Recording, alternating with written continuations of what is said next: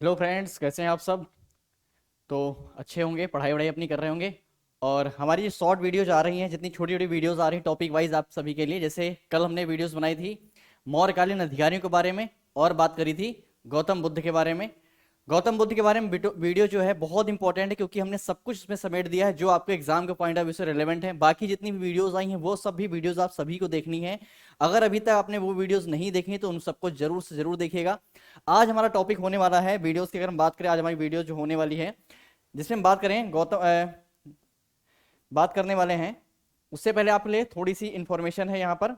ठीक है, थोड़ी सी इंफॉर्मेशन की बात करेंगे आप सभी के लिए। यूपी पीसीएस प्रीलिम्स 2023 के लिए एग्जाम दृष्टि की तरफ से दिशा बैच लॉन्च किया गया है।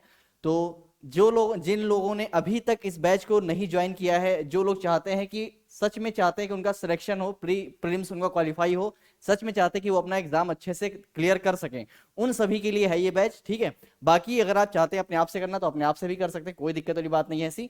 लेकिन क्वालिटी कंटेंट और एक अफोर्डेबल प्राइस में अगर आपको मिलेगा तो दिशा बैच से बेटर कुछ भी नहीं है, कुछ भी नहीं है। ठीक है, तो ये जितनी जल्दी चाहे इसको एनरोल कर लें। एग्जाम दृष्टि को ऐप को डाउनलोड करना है प्ले स्टोर से जाकर के, गूगल प्ले स्टोर से, वहां से आप बैच को एनरोल कर सकते हैं। और ये हमारा बैच शुरू होने वाला है हिंदी मीडियम में, अभी जल्दी ऑनलाइन और ऑफलाइन दोनों मीडियम में शुरू होगा 17 अप्रैल से। यूपीएससी सिविल सर्विसेज एग्जाम 2024 और 25 के लिए है, हिंदी मीडियम के लिए है मिशन आईएएस, जिसमें आपको मिलने वाली है 1000 घंटे की, 1000 प्लस घंटों क्लासेस रहेंगी, लाइव और रिकॉर्डेड क्लासेस रहेंगी, डाउट सेशंस भी ले जाएंगे। और कोर्स की अवधि यानी आपकी ड्यूरेशन कितनी है, तो 12 महीने है कोर्स की ड्यूरेशन। ठीक है, ध्यान रखेंगे जिन स्टूडेंट्स को, जिन्हें भी बैच को एनरोल करना है, तो यहाँ पर आपको एक नंबर दिख रहा होगा, इस नंबर पर बात करके ऐप को डाउनलोड करके आप बैच को एनरोल कर सकते हैं। ठीक है, बाकी जानकारी आपको इंक्वायरी यहाँ से मिल जाएगी। तो चलते हैं, शुरू करते हैं अपने टॉपिक। जैन धर्म के ऊपर बात करने वाले आज की क्लास में हम लोग जैन धर्म के ऊपर चर्चा करें। जैन धर्म क्या है, जैन धर्म में कौन कौन सी चीजें हैं जो आपके एग्जाम के पॉइंट ऑफ व्यू से बहुत ही ज्यादा रिलेवेंट है, क्वेश्चंस पूछे आते हैं। तो दिख रहा होगा आपको 24वां तीर्थंकर महावीर जैन धर्म के वास्तविक संस्थापक माने जाते हैं। ठीक है, तो ये क्वेश्चन भी पूछा गया कि जैन धर्म के संस्थापक, वास्तविक संस्थापक कौन है, तो महावीर स्वामी ही जिनको बोलते हैं, ये क्या है, 24वें तीर्थंकर हैं और ये ही माने जाते हैं जैन धर्म के वास्तविक संस्थापक, यही माने जाते हैं। ठीक है, इनके बारे में पूरी डिटेल से हम लोग बात करने वाले हैं थोड़ी सी, जो कि एग्जाम के पॉइंट ऑफ व्यू से बहुत इंपॉर्टेंट है। कई बार क्वेश्चन आते हैं, बिल्कुल सिंपल से क्वेश्चन आते हैं। अगर इनके बात के जो महावीर स्वामी के जन्म की अगर बात करें तो 540 ईसा पूर्व में इनका जन्म होता है, एनसीईआरटी के अनुसार फैक्ट है ये आप। ठीक है, जन्मस्थल की बात करें तो कुंडग्राम निकट वैशाली, कुंडग्राम का है निकट वैशाली के पास, ठीक है, जो कि बिहार में स्थित है, वहां पर जन्म स्थल है। इनके पिता का नाम की अगर बात करें, पिता क्या नाम था, इनके पिता का नाम था सिद्धार्थ, जो कि वज्जी संघ के कुंडग्राम के ज्ञातक क्षत्रिय के प्रधान थे। क्या थे, ज्ञातक क्षत्रिय प्रधान थे।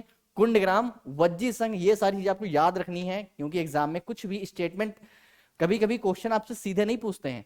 आप सोचेंगे सर सीधे क्वेश्चन आते हैं, बिल्कुल मान लो सीधे आ गए तो बहुत अच्छी बात है, आपकी किस्मत है। फिर अगर सीधे नहीं आए, क्वेश्चन को स्टेटमेंट फॉर्म में दे दिया, तो याद रखें ये छोटी छोटी चीजें होती हैं, यही स्टेटमेंट में डालकर, कथन में डालकर पूछी जाती हैं, तो आप कंफ्यूज हो जाते हैं।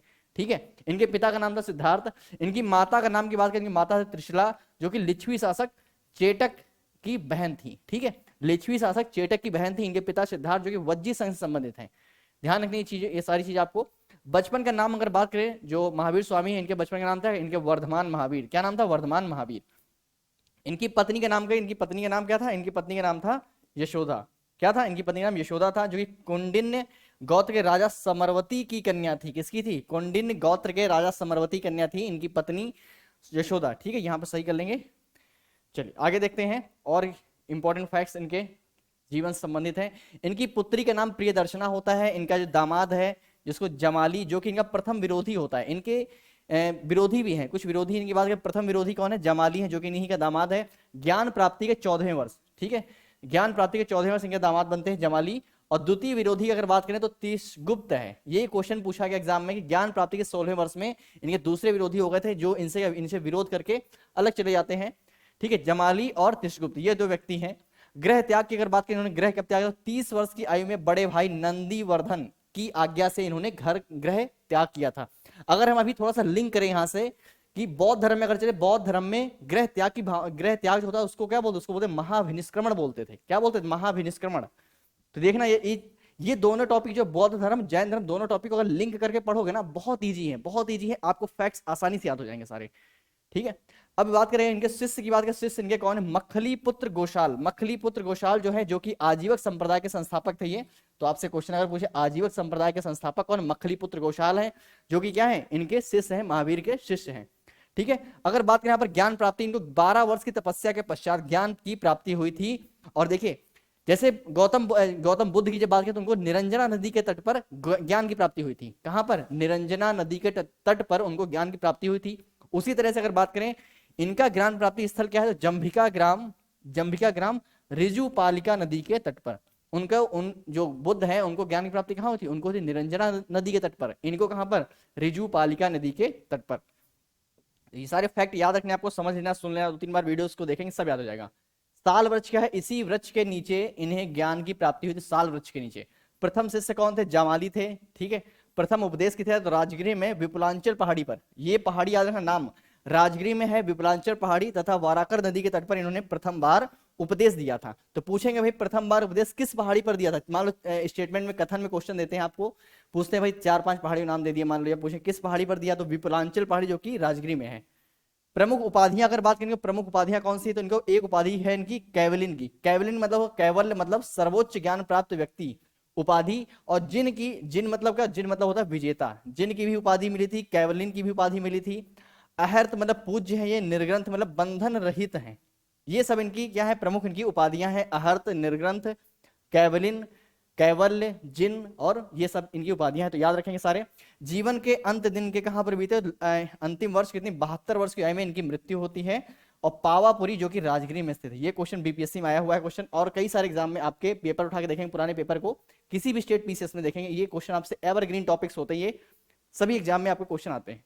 अगर बात करें निर्वाण की, निर्वाण कहां पर? सस्तीपाल मल्ल राज्य के प्रधान का क्षेत्र था, वहां पर इनका निर्वाण हुआ है। ठीक है। निर्वाण की प्राप्ति इनको वहीं पर हुई है। चलिए अब यहां बात करें, कुछ इंपॉर्टेंट फैक्ट्स हैं जो कि बौद्ध धर्म से जैन धर्म संबंधित है, जो आपको कहीं भी देखने को जल्दी नहीं मिलेंगे। जैसे अगर बात करें यहां पर कि जैन धर्म ग्रंथ जो है किस भाषा में लिखे गए हैं? जैन धर्म के जो ग्रंथ है अर्धमागधी भाषा में लिखे गए। याद रखना, इंपॉर्टेंट फैक्ट्स है ये। भद्रबाहु में कल्पसूत्र को संस्कृत में लिखा था। भद्रबाहु ने कल्पसूत्र को किसमें लिखा? संस्कृत में लिखा था। ठीक है। भद्रबाहु में कल्पसूत्र को संस्कृत में लिखा। और प्रमेय कमल मार्तंड की रचना जो है प्रभाचंद्र ने करी। ये छोटे छोटे फैक्ट क्वेश्चन होते हैं जो कभी कभी एग्जाम में देखने को मिलते हैं, इसलिए ये लाइनें, ये चीज हमने ऐड करी हुई है इसमें। भगवती सूत्र महावीर के जीवन पर प्रकाश डालता है। कौन? भगवती सूत्र। याद रखेंगे, इंपॉर्टेंट है ये। और इसमें 16 महाजनपदों का उल्लेख मिलता है। तो क्वेश्चन पूछा था कि 16 महाजनपदों का उल्लेख जो है जैन साहित्य में कहां मिलता है? तो ये भगवती सूत्र, किताब का नाम भगवती सूत्र में ही मिलता है। ठीक है। और एक चीज ध्यान देंगे, एक एक्स्ट्रा फैक्ट आपको नोट करवाते हैं कि जैन साहित्य को बोला क्या था? जैन साहित्य क्या बोला जाता है? अगर आपसे क्वेश्चन पूछे जैन साहित्य को क्या बोला जाता है, ये नोट कर लेना आपको। जैन साहित्य को बोला जाता है आगम। क्या बोलेंगे? आगम बोलते हैं। जैन साहित्य को आगम बोला जाता है। एग्जाम में क्वेश्चन आ चुका है, ये फिर से क्वेश्चन पूछा है कि जैन साहित्य क्या बोलते हैं? आगम बोलते हैं। ठीक है।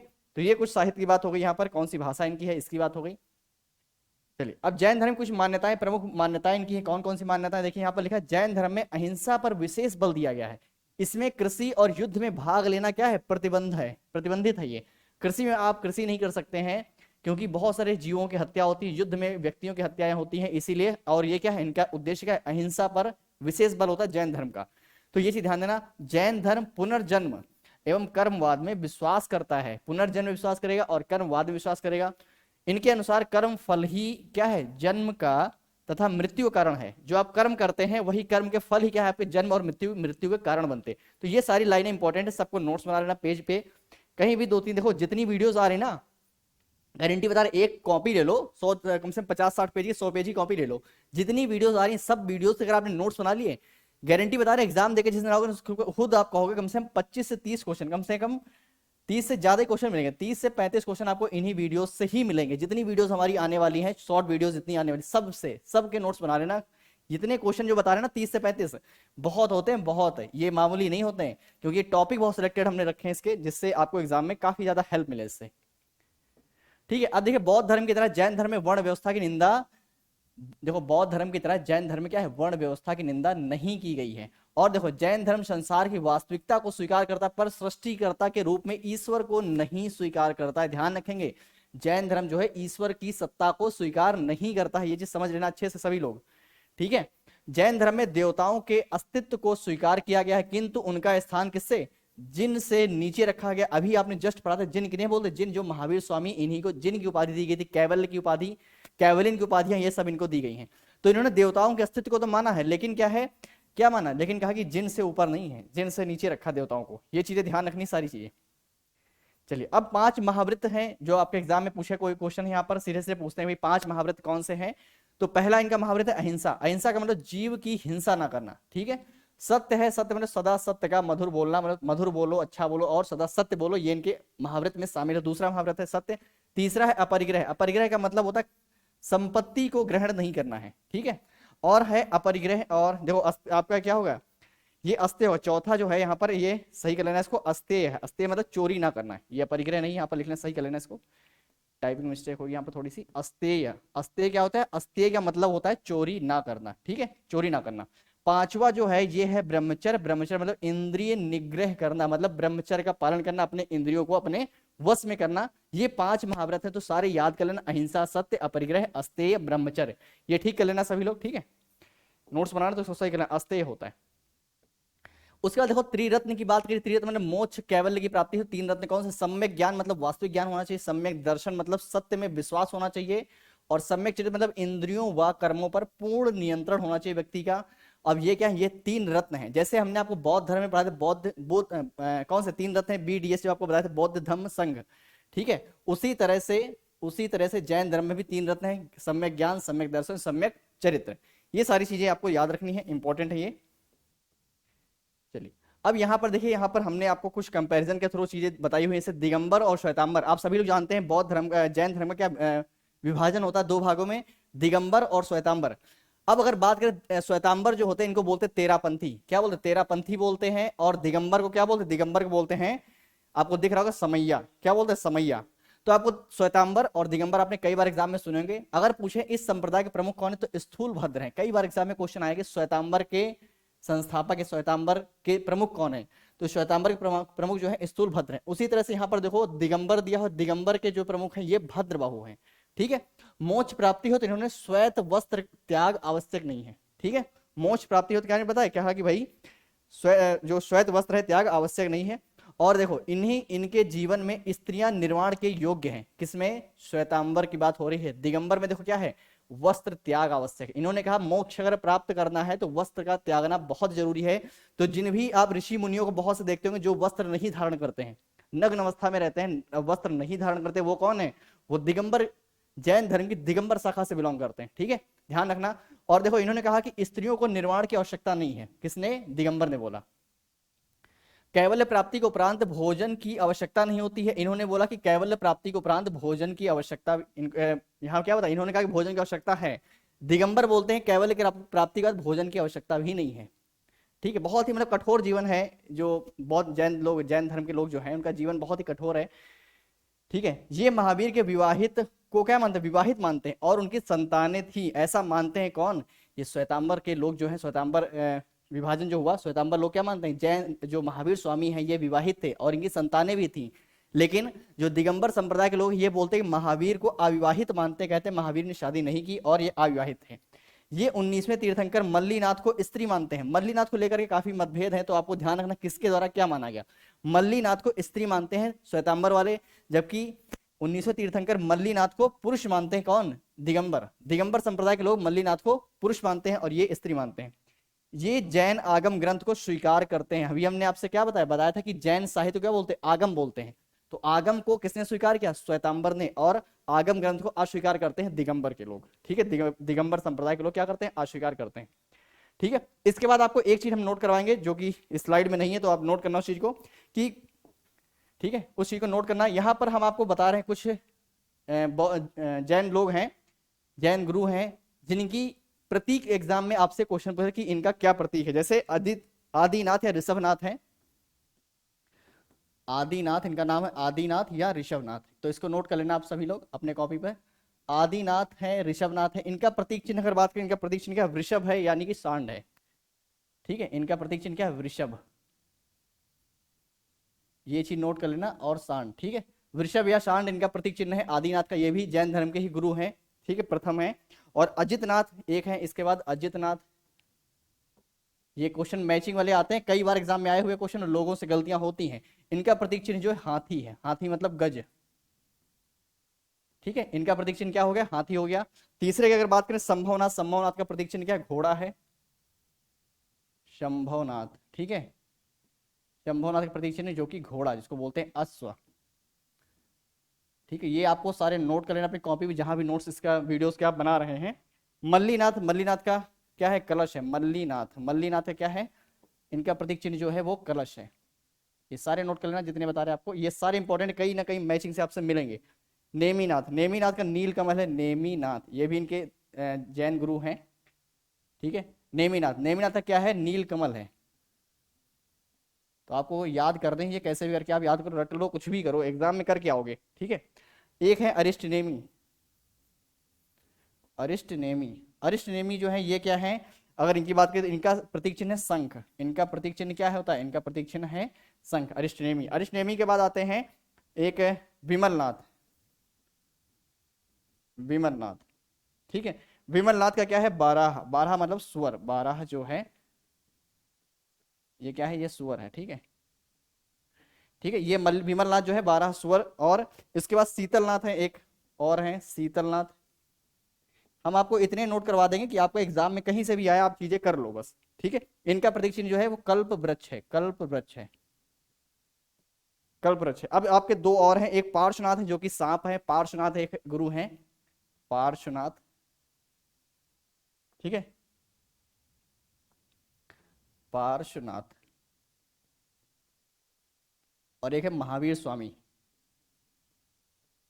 ठीक है। पार्श्वनाथ का क्या है, पार्श्वनाथ की अगर बात करें तो सांप है, और महावीर स्वामी का प्रतीक चिन्ह जो कि सिंह है। ये सारे के सारे आपको याद कर लेना, नोट कर लेना कॉपी पे, कहीं भी आप नोट करना इनको। ये सारे आपके एग्जाम में क्वेश्चन देंगे आपको, सीधे सीधे क्वेश्चन यहाँ से मैचिंग के आते हैं।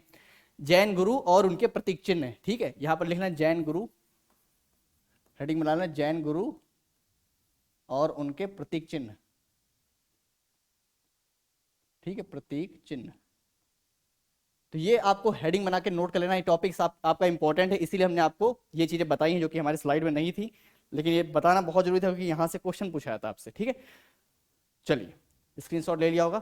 तो मिलते हैं फिर हम लोग अपनी नेक्स्ट वीडियो में, आपके लिए और इंपॉर्टेंट कुछ वीडियोस हैं हमारे पास। ओके।